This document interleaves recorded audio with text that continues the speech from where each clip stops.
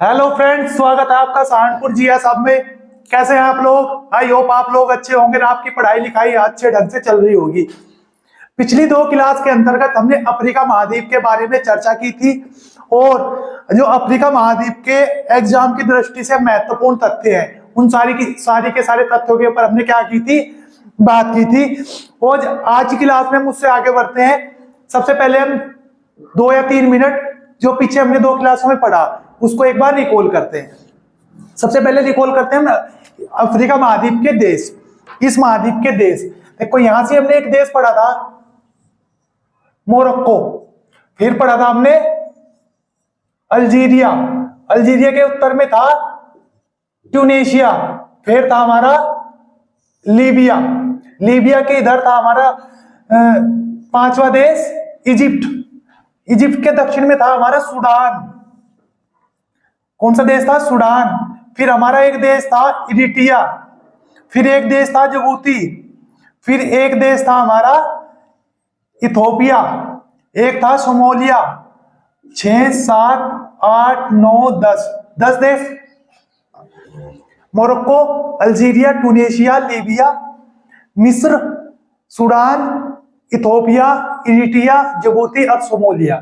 ठीक है। इसके दक्षिण में एक देश था 11वां देश केनिया, और केनिया से लगा हुआ एक देश था युगांडा। कौन सा देश था? युगांडा। युगांडा के दक्षिण में था हमारा 13वां देश तंजानिया। तंजानिया के बाद आपने पढ़ा था मोजाम्बिक देश, 14वां देश था मोजाम्बिक। ठीक है। फिर आपने इधर एक देश पढ़ा था 15वां देश दक्षिण अफ्रीका या साउथ अफ्रीका। इसके अंदर ही इन दोनों की बाउंड्री पर एक देश था 16वां देश जिसे कहते हैं स्वाजीलैंड। कौन सा देश था? स्वाजीलैंड। स्वाजीलैंड। ठीक है। दक्षिण अफ्रीका के एक उत्तर में आपने एक देश देखा था नामीबिया, यह था 17वां देश नामीबिया। और इधर था हमारा बोत्सवाना। कौन सा देश था? 18वां देश था बोत्सवाना।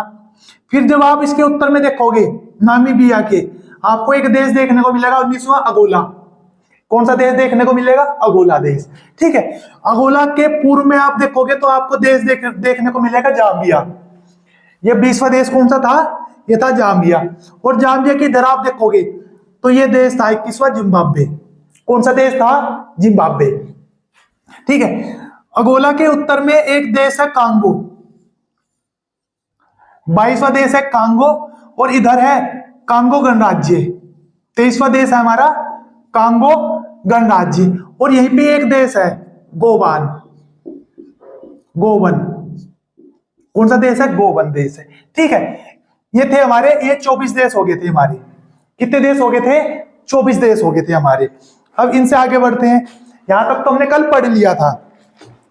यदि मैं इनसे आगे बात करूं तो आपको इससे आगे इस मोरक्को देश से लगा हुआ एक देश दिखेगा इस प्रकार, मेरिटोनियो, मेरिटोनियो। कौन सा देश? मेरिटोनियो देश। ठीक है। मेरिटोनियो से लगा हुआ एक देश है माली।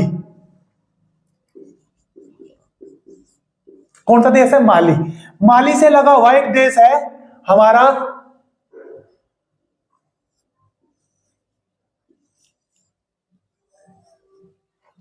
माली से लगा हुआ है हमारा नाइजर।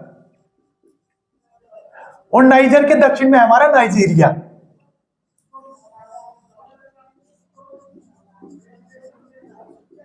और यहां पे देश है चीड़, चीड़ देश है। ठीक है। और यहां पे एक देश है आपको देखने को मिलेगा कैमरून देश।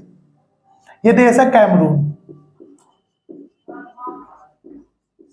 ठीक है। तो कितने देश हो गए हमारे? 24, 25, 26, 27, 28, 29, 30। आज यानी कि 30 देश हमने इस महाद्वीप में देख लिए, जो क्या है, इंपोर्टेंट है, बहुत बहुत इंपोर्टेंट है। ठीक है। तो यहां तक तो हमने कल पढ़ लिया था। कांगो गणराज्य, इसके ऊपर गोवान देश है, फिर कैमरून देश है, फिर नाइजीरिया, नाइजीरिया के उत्तर में नाइजर, नाइजीरिया के पश्चिम में माली, माली के पश्चिम में मेरिटोनिया। ठीक है। नाइजर के इधर है चीड़ देश। और ये हमारा सूडान, ये हमारा मिस्र, ये हमारा लीबिया। ये कौन सा देश है हमारा? लीबिया। कौन सा देश है हमारा? लीबिया। तो इस प्रकार से हमने कितने देश देखे, टोटल कंट्री थी इसमें 54 में से हमने कितनी देख ली अभी तक, 30 कंट्री देख ली। 54 की 54 नहीं पढ़नी, हमें पढ़नी है जो इंपॉर्टेंट है, जहां से क्वेश्चन बनेगा। ठीक है, हमने देख लिया था अफ्रीका का सिंह भी पढ़ लिया था। यहां हमने एक पर्वत पढ़ा था, कौन सा, डेकन्सबर्ग पर्वत, जिससे ऑरेंज नदी और एक नदी और थी, कौन सी, लिम्पोपो नदी पड़ी थी। फिर अगोला देश से एक पर्वत था, बी का पठार था, उस बी के पठार से एक नदी लिखी थी कौन सी, जाम्बेजी नदी, जिसपे क्या था हमारा, विक्टोरिया जलप्रपात, करीबा बांध, करीबा झील, करीबा जलाशय, तीनों यहीं पे था। फिर केनिया, तंजानिया, युगांडा की बाउंड्री पर एक झील थी हमारी, कौन सी झील थी, विक्टोरिया झील, जो क्या है इस महाद्वीप की सबसे बड़ी तथा विश्व की दूसरी बड़ी मीठे पानी की झील थी। वो कहां पे थी, यहां पे थी। और इस विक्टोरिया झील से एक नदी निकली थी, श्वेत नील नदी, कौन सी नदी, श्वेत नील नदी निकली थी। फिर इथोपिया देश में एक झील थी, ताना झील, ताना झील से एक नदी निकली थी, बिलू नील नदी, ये दोनों नदी आके कहा मिली थी, सूडान की राजधानी खारतुरमा ही है शायद, खारतुरमा में आके मिली थी, जहां से क्या हुआ था, नील नदी का निर्माण हुआ था। और ये नील नदी बहती कहां चली गई, भूमध्य सागर में अपना डेल्टा बनाती है। नील नदी का वरदान कहते हैं मिस्र को, क्योंकि जो मिस्र है ना उसमें जल का स्रोत एक सिर्फ क्या है, नील नदी है। और इस नील नदी पर मैंने आपको बताया था एक बांध है, आसमान बांध, नील नदी पर। ठीक है,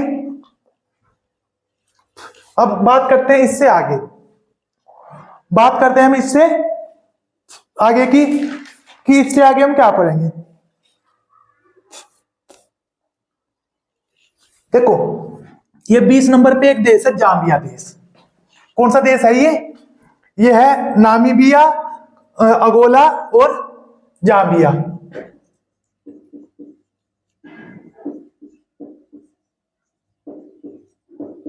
कौन सा देश है, जाम्बिया देश। इस जाम्बिया देश में एक पठार है, जिस पठार का नाम, एक पर्वत है,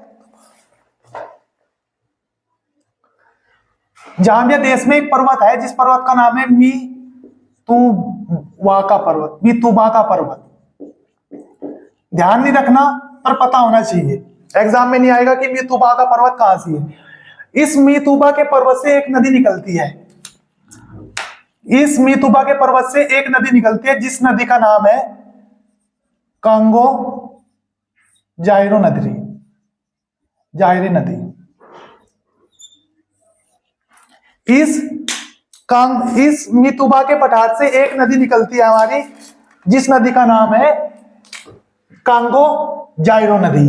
ये देखो यहां पे एक पर्वत है इस प्रकार से, यहां से एक नदी निकलती है जो इस प्रकार से बहती है।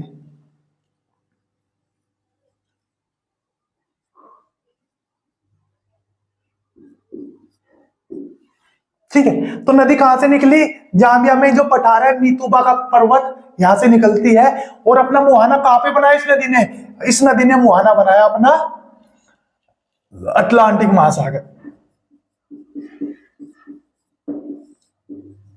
कहां पे मुहाना बनाया, अटलांटिक महासागर। ठीक है, देखो यहां से एक रेखा गुजर रही है, यहां से एक रेखा गुजर रही है,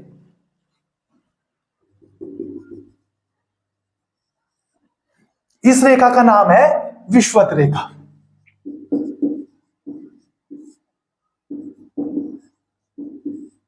कौन सी रेखा गुजर रही है, इस विषुवत रेखा। ठीक है, तो देखो एक बार ये नदी ऐसे गई और एक बार ये नदी थोड़ा सा ऊपर को हो रहा है, यहां से सपोज करो यहां से, तो इसकी विशेषता ये है, ये विषुवत रेखा को 2 बार काटती है, विषुवत रेखा को 2 बार काटती है। तो विषुवत रेखा को 2 बार काटने वाली नदी का नाम क्या है, कांगो जायरो नदी। यहीं पे आप नोट करके लिखना, यहीं पे ही नोट करना और लिखना, यहीं पे ही। एक रेखा है कर्क रेखा, दूसरी है विषुवत रेखा, फिर है मकर रेखा। इन तीनों से क्वेश्चन बनता है कि कर्क रेखा को 2 बार काटने वाली नदी, कर्क रेखा को 2 बार काटती है, कर्क रेखा को 2 बार काटती है, को 2 बार काटती है, कौन सी नदी? इसी प्रकार विषुवत रेखा को 2 बार काटती है, इसी प्रकार मकर रेखा को 2 बार काटती है। ये क्वेश्चन बनते हैं एग्जाम में। तो कर्क रेखा को 2 बार काटने वाली नदी तो मैंने आपको इंडियन ज्योग्राफी जब पढ़ाई थी तब बता दिया था।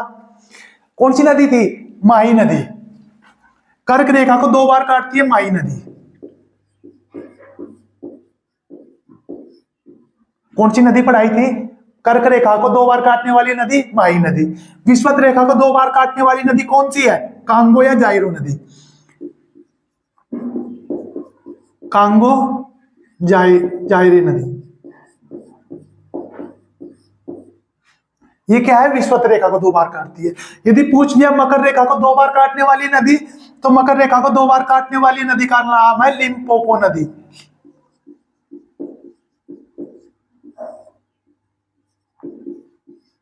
ये तीनों क्वेश्चन बहुत बार पूछे हुए एग्जाम में, कर्क रेखा, मकर रेखा, विषुवत रेखा। ठीक है, अब देखो, इस कांगो जायरो नदी पर एक जलप्रपात है। इस कांगो या तो आपको मिलेगा कांगो नदी या मिलेगा जायरे नदी, या दोनों मिल जाएगा। कांगो जायरे नदी किसको 2 बार काटती है? तो विषुवत रेखा को। इस कांगो जायरो नदी पर एक जलप्रपात है, स्टैनली जलप्रपात।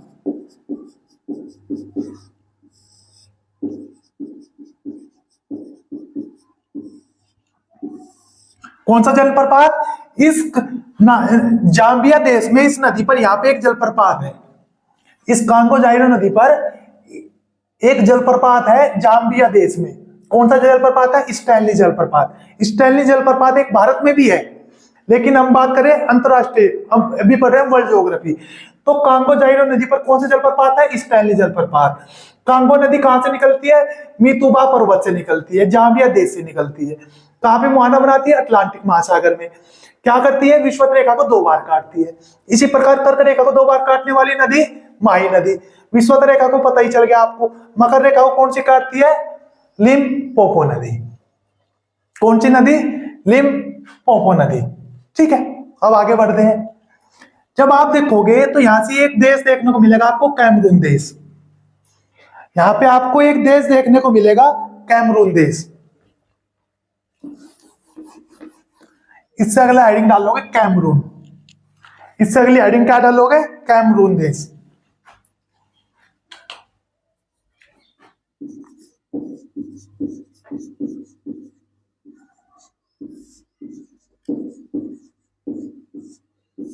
अब इस कैमरून देश में क्या है? यहां पे एक, इस कैमरून देश में, इस कैमरून देश की जो समुद्री सीमा है, इस पे एक ज्वालामुखी पर्वत है। एक सक्रिय ज्वालामुखी पर्वत है। कैसा पर्वत है? एक जो पर्वत तो है, लेकिन कैसा पर्वत है? ज्वालामुखी। और ज्वालामुखी भी बहुत प्रकार के होते हैं, एक सक्रिय होता है, एक निष्क्रिय होता है, एक सुसुप्त होता है। तो अफ्रीका महाद्वीप का एकमात्र सक्रिय ज्वालामुखी पर्वत, क्या विशेषता है इसकी? अफ्रीका महाद्वीप का एकमात्र सक्रिय ज्वालामुखी पर्वत। यहां की विशेषता है इसकी, अफ्रीका महाद्वीप का एकमात्र सक्रिय ज्वालामुखी पर्वत।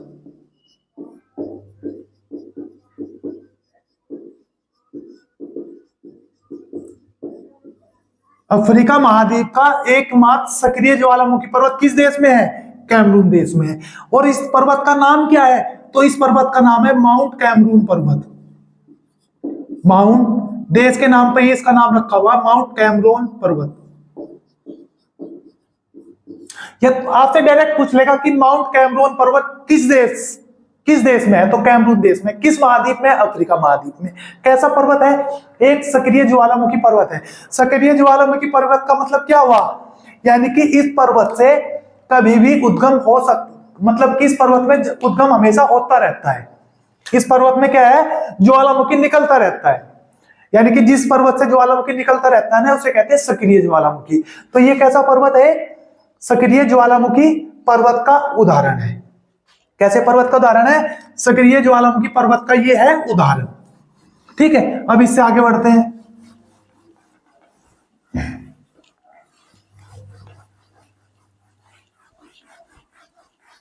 देखो, पहले मैं थोड़ा सा समझा देता हूं अगला टॉपिक क्या है। ये रही हमारी पृथ्वी, ये क्या हमारी पृथ्वी है। हमें पता है इस पृथ्वी, ये क्या है हमारी पृथ्वी, अर्थ है।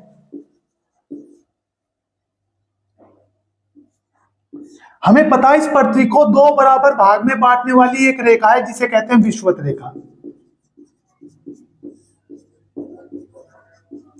या इसे कहते हैं 0 डिग्री अक्षांश रेखा। 0 डिग्री अक्षांश रेखा।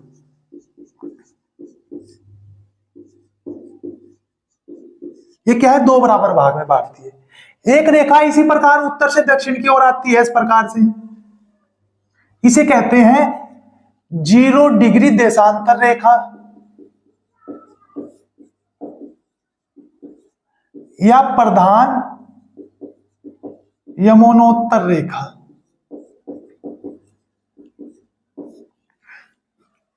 प्रधान यमुनोत्तर रेखा, ठीक है। तो देखो, तो 0 डिग्री अक्षांश रेखा और 0 डिग्री देशांतर रेखा, देखो ये कहीं ना कहीं दोनों एक दूसरे को काट रही है ना। ये रेखाएं दोनों 0 डिग्री अक्षांश रेखा और 0 डिग्री देशांतर रेखा एक दूसरे को कहीं ना कहीं काट रही है ना।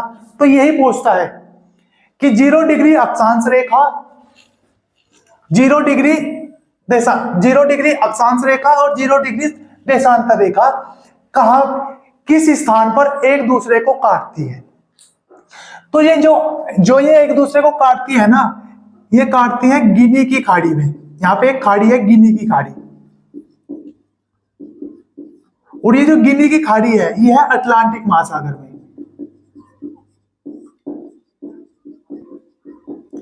और ये जो गिनी की खाड़ी है ये है अफ्रीका देश में,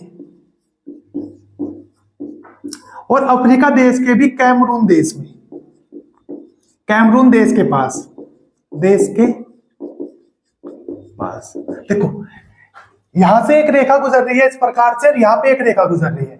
तो यहां पे ही जैसे सपोज करो यहां से इस प्रकार से एक रेखा आएगी, ये तो रही हमारी विषुवत रेखा। इसी प्रकार उत्तर से एक रेखा आएगी जहां पे ये काटती है, यहां पे इस खाड़ी का नाम है गिनी की खाड़ी।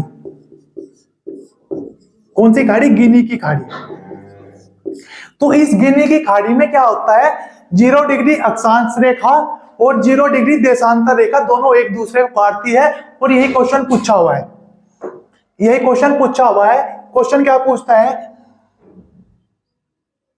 0 डिग्री अक्षांश रेखा, 0 डिग्री अक्षांश रेखा हुआ है 0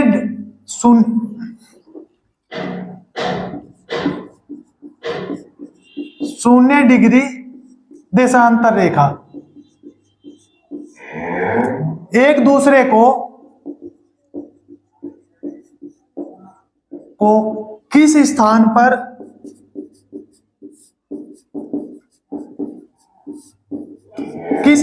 काटती है। तो किस स्थान पर काटती है, तो आपने देख लिया किस स्थान पे काट रहे हैं ये, तो ये काट रहे हैं गिनी की खाड़ी। यदि पूछ लिया किस महाद्वीप में काटती है, तो अफ्रीका महाद्वीप।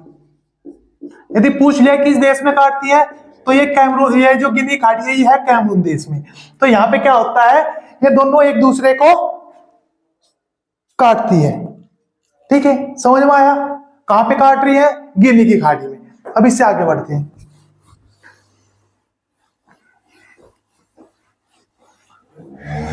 ऐसे ऐसे फैक्ट हैं जो आपकी बुक्स है ना उसमें देख के नहीं होंगे, क्योंकि ये फैक्ट निकलते हैं मैप को देखने से। ये फैक्ट निकलते हैं जब आप अपनी एटलस में मैप देखोगे ना, तो वहां मैप में देखने से फैक्ट निकलते हैं। किताब रटने से कभी फैक्ट याद नहीं होते। फैक्ट याद होते हैं खुद का मैप बनाने से, खुद उसके ऊपर प्रैक्टिस करने से। इसी प्रकार से आप प्रैक्टिस करोगे ना, तो आप भी सारे देश इसी प्रकार लिखोगे।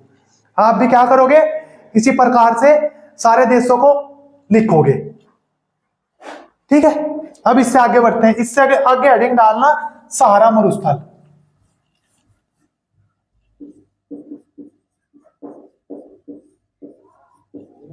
सहारा मरुस्थल, कौन सा मरुस्थल, सहारा मरुस्थल। देखो यहां पे इस वाले भाग में, ये इस वाले भाग में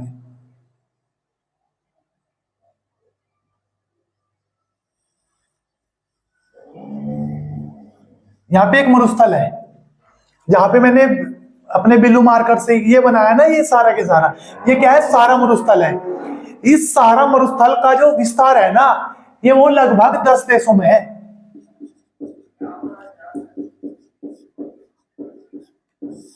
कितने देशों में? 10 देशों में। 10 देश कौन कौन से हैं? तो देखो, मैरिटोनिया, अल्जीरिया, लीबिया, मिस्र, सूडान, चीन, नाइजीरिया, नाइजर, माली, इस प्रकार से 10 देशों में है।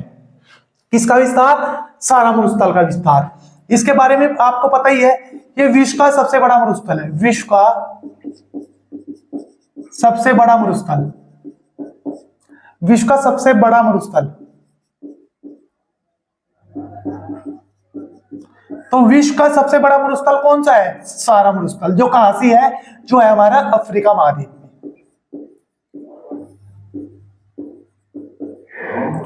जो कहां पे? हमारा अफ्रीका महाद्वीप में। अफ्रीका महाद्वीप में क्या है हमारा? विश्व का सबसे बड़ा मरुस्थल। देखो, ये पूछता है कि सारा मरुस्थल अफ्रीका महाद्वीप में किधर है? उत्तर, दक्षिण, पूर्व, पश्चिम। तो ये जो सारा मरुस्थल है, ये अफ्रीका महाद्वीप के उत्तर में स्थित है।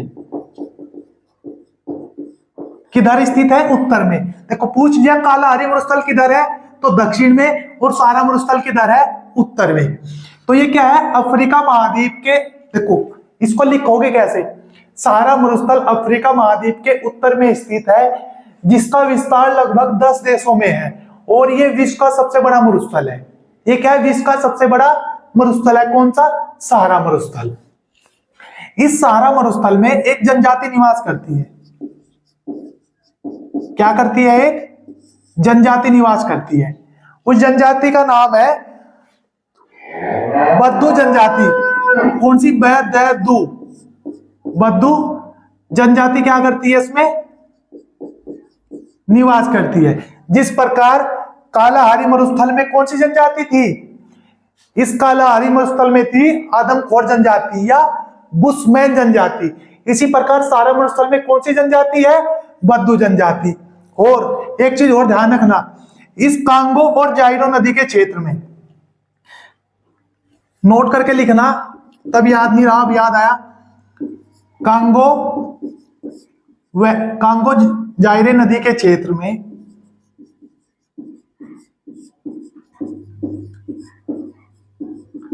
कांगो जाइरे नदी के क्षेत्र में पिग्मी जनजाति निवास करती है।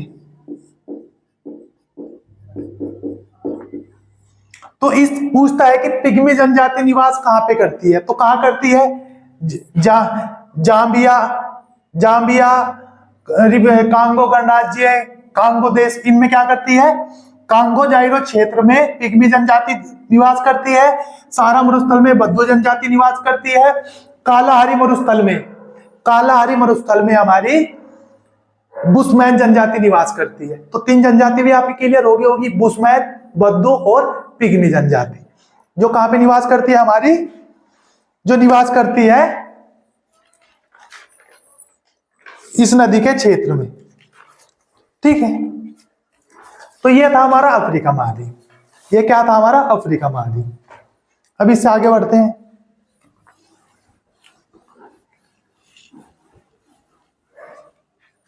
देखो, इधर तो आपको पता है भूमध्य सागर के उत्तर में कौन सा महाद्वीप है? तो भूमध्य सागर के उत्तर में एक महाद्वीप है, जिसका नाम क्या है? तो भूमध्य सागर के उत्तर में है यूरोप। और इधर आपको पता ही है, इधर कौन सा महाद्वीप है? इधर था हमारा एशिया महाद्वीप।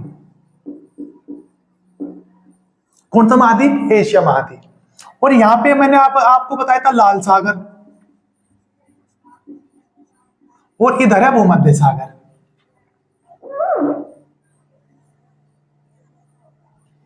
ठीक है, तो मैंने आपको बताया था भूमध्य सागर को लाल सागर से जोड़ने के लिए एक नहर बनी हुई है, एक कैनाल बनी हुई है इस प्रकार से।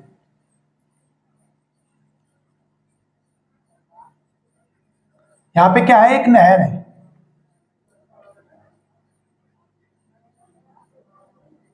इस प्रकार से एक नहर का निर्माण है।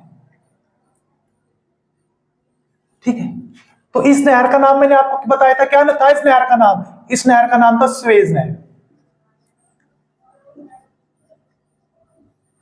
आज हम थोड़ी सी बात इस स्वेज नहर के बारे में भी कर लेते हैं,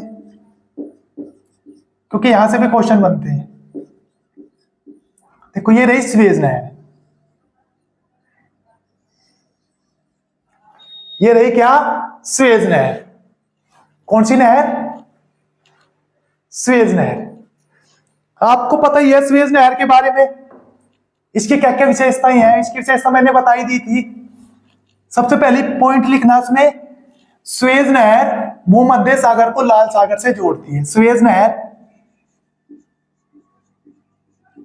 भूमध्य सागर को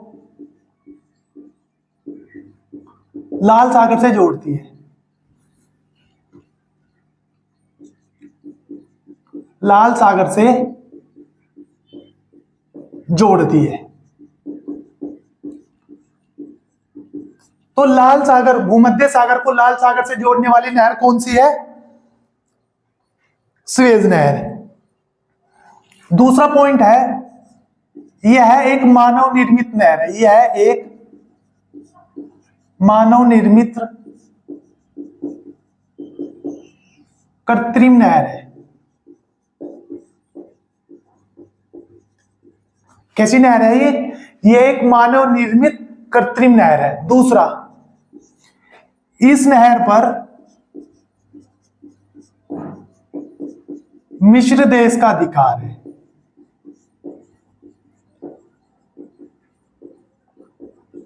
तो किसका अधिकार है? मिस्र देश का अधिकार है।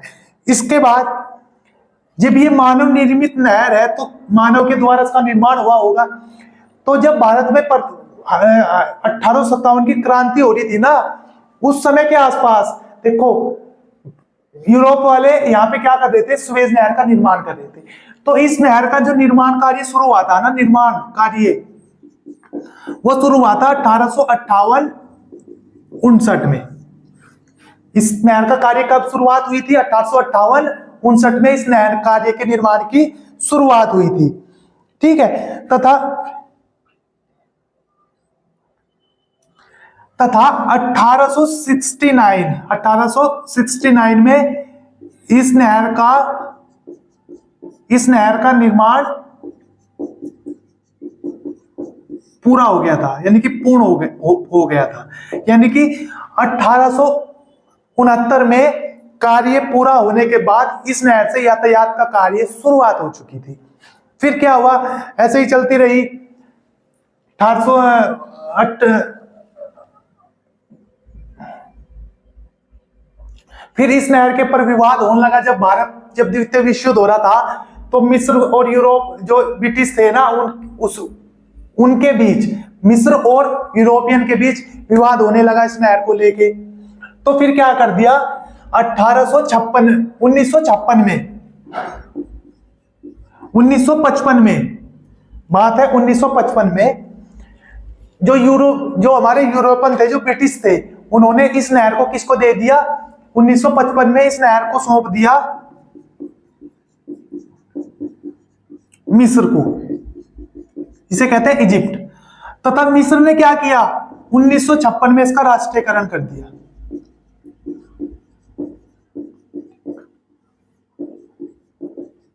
राष्ट्रीयकरण कर दिया का मतलब हो गया, अब इस नहर पर जो इस नहर से यातायात होगा, उस पर चुंगी कर, उस पर पूर्ण अधिकार, नहर की मरम्मत, यानी कि इस सभी का जो खर्चा होगा, जो इससे आय और व्यय, जो इस नहर से आय होगी और जो इस नहर के पर व्यय होगा, वो सब कौन करेगा? मिस्र देश करेगा।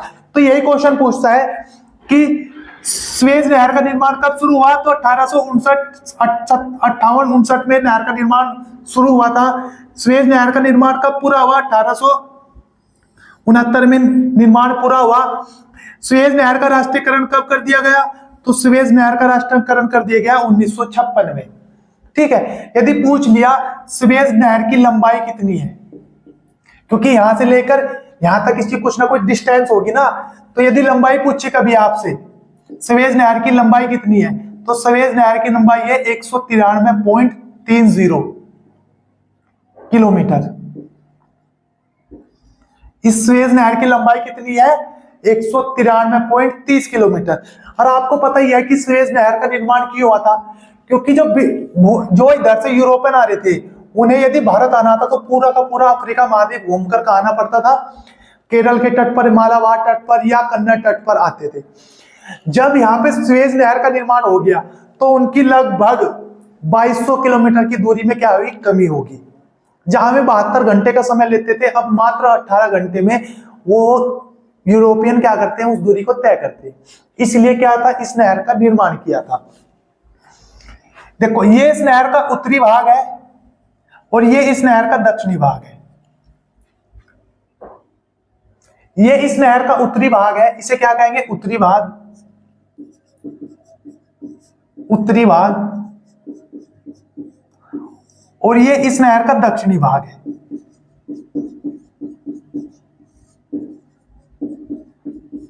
तो पूछता है कि सुएज नहर के उत्तरी भाग को क्या कहते हैं?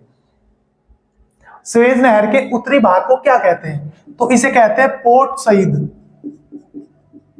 Port Said. तो सुएज नहर के उत्तरी भाग को पोर्ट सईद और दक्षिणी भाग को पोर्ट सुएज।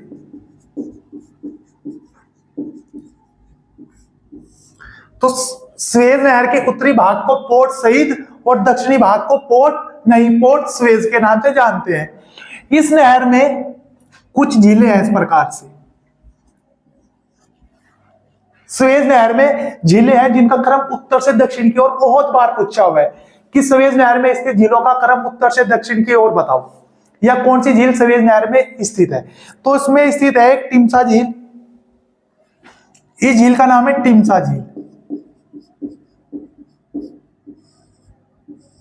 तो सुएज नहर में सबसे उत्तर में कौन सी झील स्थित है? तो सुएज नहर में सबसे उत्तर में टिमसा झील, फिर है हमारी इसमें ग्रेट बीटर झील। ग्रेट बीटर झील।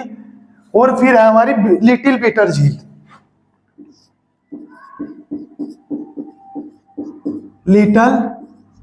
लिटिल बीटर झील। ये क्या है? ये सुएज नहर में स्थित झील, 3 झीलें हैं जो उत्तर से दक्षिण इस प्रकार है। टिमसा झील, ग्रेट बीटर झील, लिटिल बीटर झील। ये क्या है? उत्तर से दक्षिण की ओर क्या है? इन झीलों का क्रम है। ये भी पूछता है कि सुएज नहर में स्थित झीलों का उत्तर से दक्षिण की ओर क्रम बताओ। तो सबसे उत्तर में है टिमसा झील। टिमसा झील के दक्षिण में है ग्रेट बीटर झील। ग्रेट बीटर के दक्षिण में है लिटिल झील। क्या है? लिटिल झील है। तो देखो, हमें कौन कौन से पॉइंट इस पे याद रखने हैं। सुएज नहर का निर्माण कब हुआ? कब निर्माण पूरा हुआ? कब इसका राष्ट्रीयकरण हुआ? 3 क्वेश्चन। कुल लंबाई कितनी है? 4था क्वेश्चन। सुएज नहर के उत्तरी भाग को क्या कहते हैं? 5वां क्वेश्चन। सुएज नहर के दक्षिण भाग को क्या कहते हैं? 6ठा क्वेश्चन। सुएज नहर में जो स्थित झीलें हैं उनका उत्तर से दक्षिण की ओर क्रम लगाओ। ये इसमें से लगभग 7 से 8 क्वेश्चन बनते हैं। 8 के 8 मैंने आपके सामने लिख दिए और समझा दिया। 8 के 8 क्वेश्चन मैंने लिख दिया और 8 के 8 मैंने आपको समझा दिया। इससे बाहर सुएज नहर से ना तो आज तक कोई क्वेश्चन आया और ना भविष्य में आएगा। एक क्वेश्चन और बनता है, विश्व की सबसे बड़ी नहर। विश्व की सबसे बड़ी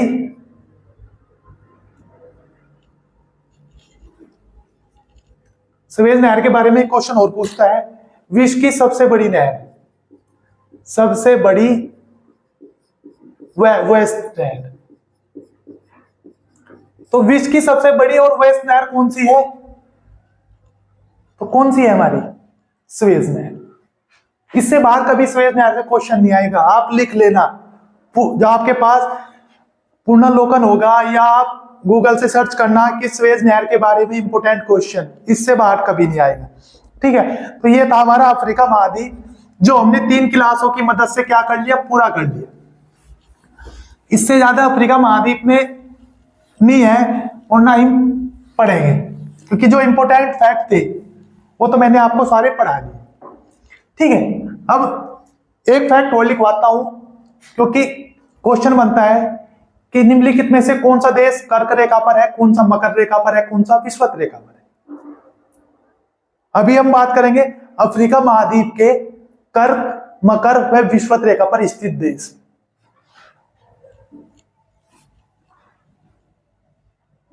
हेडिंग डाल लो, अफ्रीका महाद्वीप के कर्क, अफ्रीका महाद्वीप के, सबसे पहले मकर रेखा की बात करेंगे। मकर रेखा की अफ्रीका महाद्वीप के कितने देश हैं जो मकर रेखा पर स्थित हैं? अफ्रीका महाद्वीप के कितने देश हैं जो मकर रेखा पर स्थित हैं?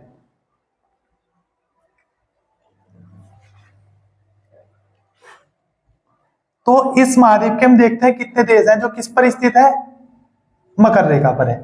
देखो मकर रेखा यहां से गुजरती है इस प्रकार से। यदि आप अपना एटलस देखोगे ना तो उसमें आपको एक्यूरेट देखने को मिलेगा इस प्रकार से।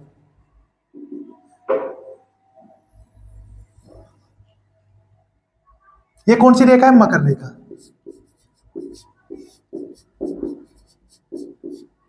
देखो मकर रेखा पर कौन कौन से देश हैं? ये तो है साउथ अफ्रीका, दक्षिण अफ्रीका, नामीबिया, बोत्सवाना, मोजाम्बिक। इधर आपको मैंने आपको बताई था मेडागास्कर द्वीप है, मेडागास्कर। तो मकर रेखा पर अफ्रीका के कौन कौन से देश हैं? तो एक देश का तो नाम है दक्षिण अफ्रीका,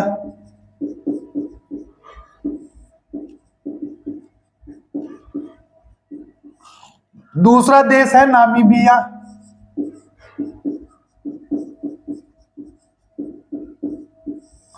तीसरा देश है यहां पे बोत्सवाना,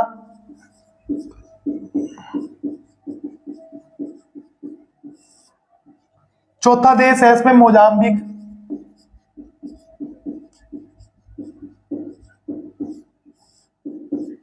और पांचवा आपको देखने को मिल रहा है मेडागास्कर। देखो एक पहले तो हम एक महाद्वीप के पढ़ेंगे, फिर एक क्लास में हम पूरे के पूरे जब वर्ल्ड का मैप बनाएंगे, पूरे के पूरे कौन कौन से देशों से गुजर रही है। अभी आज की क्लास में हम क्या करेंगे, सिर्फ अफ्रीका महाद्वीप के बारे में बात करेंगे। तो मकर रेखा पर अफ्रीका के 5 देश स्थित हैं, दक्षिण अफ्रीका, नामीबिया, बोत्सवाना, मोजाम्बिक और मेडागास्कर। ये किस पर है? ये हमारे मकर रेखा पर है। दूसरा देखेंगे हम विषुवत रेखा पर।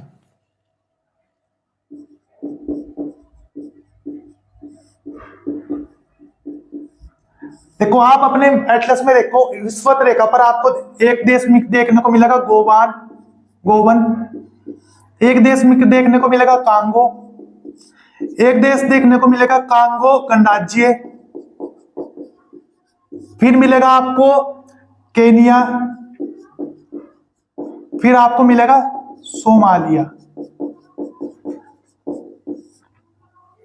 1 2 3 4, यानी कि इन 5 देशों से ही, 5 देशों से विषुवत रेखा, 5 देशों से मकर रेखा होकर क्या होती है, गुजरती है। अब बात करते हैं हम तीसरी है, गुजरती है इस महाद्वीप से कर्क रेखा।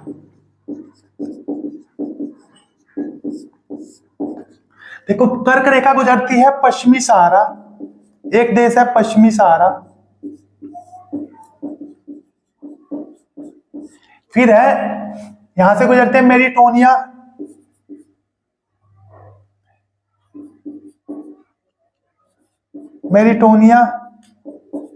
फिर गुजरती है माली,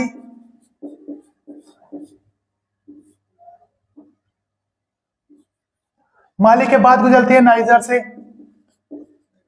नाइजर के बाद गुजरती है हमारी इससे अल्जीरिया, मोरक्को, अल्जीरिया। किससे गुजरती है हमारी?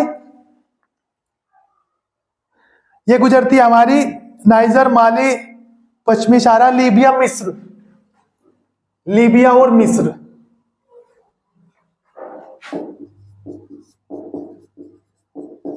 लीबिया और मिस्र। देखो कौन कौन से देश हैं? मिस्र, लीबिया, चीड़ देश से भी गुजरती है, चीड़, नाइजर, माली, मेरिटोनिया, पश्चिमी सहारा। यानी कि 1 2 3 4 5 6 7 7 देशों से गुजरती है कर्क रेखा, 5 देशों से गुजरती है मकर रेखा और 5 देशों से ही गुजरती है हमारी विषुवत रेखा। मकर रेखा गुजरती है नामीबिया, साउथ अफ्रीका, बोत्सवाना और तुम्हारा मोजाम्बिक और मेडागास्कर। दक्षिण Africa, Namibia, Botswana, Mozambique, Madagascar से कौन सी मकर रेखा। गोवान, कांगो, रिपब्लिक कांगो, गोवान, कांगो, रिपब्लिक कांगो, केनिया और सोमालिया, इनसे गुजरती है हमारी विषुवत रेखा। यहाँ पे पश्चिमी सहारा, मेरिटोनिया, माइली, नाइजर, लीबिया, मिस्र। पश्चिमी सहारा, मेरिटोनिया, नाइजर, माली, चीड़, इनसे गुजरती है हमारी कर्क रेखा। ये था हमारा, हमने लगभग 3 क्लास के अंतर्गत हमने क्या किया, अफ्रीका महाद्वीप को क्या कर लिया, कंप्लीट कर लिया। आई होप आपको अफ्रीका महाद्वीप अच्छे से समझ में आया होगा। यदि आपको अच्छे से समझ में आया होगा तो वीडियो को लाइक करना, शेयर करना, चैनल को सब्सक्राइब करना। और अगली क्लास के अंतर्गत हम यूरोप महाद्वीप के बारे में चर्चा करेंगे। अगली क्लास में क्या करेंगे हम, एक महाद्वीप रहा हमारा यूरोप महाद्वीप। यूरोप महाद्वीप के बाद हम पढ़ेंगे खगोल शास्त्र, मतलब कि ब्रह्मांड, अपने ग्रह, उपग्रह, सूर्य, तारे, सब कुछ पढ़ेंगे यूरोप के बाद। ठीक है, तो यदि वीडियो अच्छी लगी तो वीडियो को लाइक करना, शेयर करना, चैनल को सब्सक्राइब करना। धन्यवाद।